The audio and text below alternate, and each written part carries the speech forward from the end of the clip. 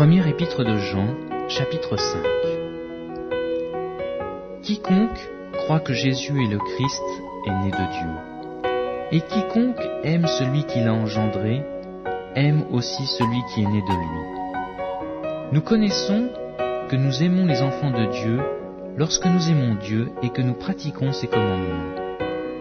Car l'amour de Dieu consiste à garder ses commandements.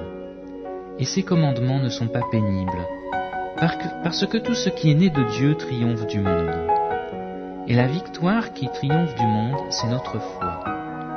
Qui est celui qui a triomphé du monde, sinon celui qui croit que Jésus est le Fils de Dieu? C'est lui, Jésus-Christ, qui est venu avec de l'eau et du sang. Non avec l'eau seulement, mais avec l'eau et avec le sang. Et c'est l'Esprit qui rend témoignage, parce que l'Esprit est la vérité. Car il y en a 3 qui rendent témoignage dans le ciel, le Père, la Parole et le Saint-Esprit, et ces 3-là sont un.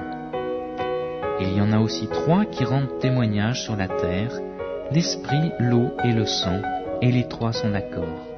Si nous recevons le témoignage des hommes, le témoignage de Dieu est plus grand.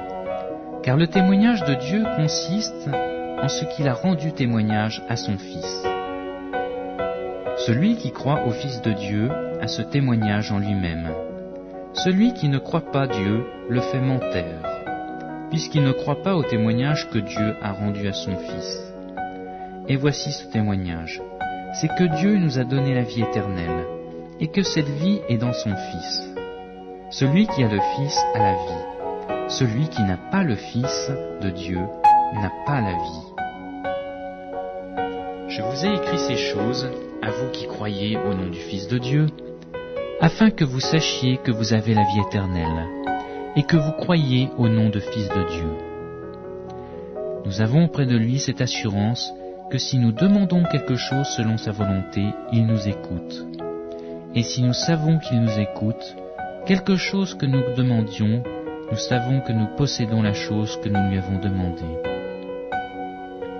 Si quelqu'un voit son frère commettre un péché qui ne mène point à la mort, qu'il prie, et Dieu donnera la vie à ce frère, et il la donnera à ceux qui commettent un péché qui ne mène point à la mort. Il y a un péché qui mène à la mort. Ce n'est pas pour ce péché-là que je dis de prier.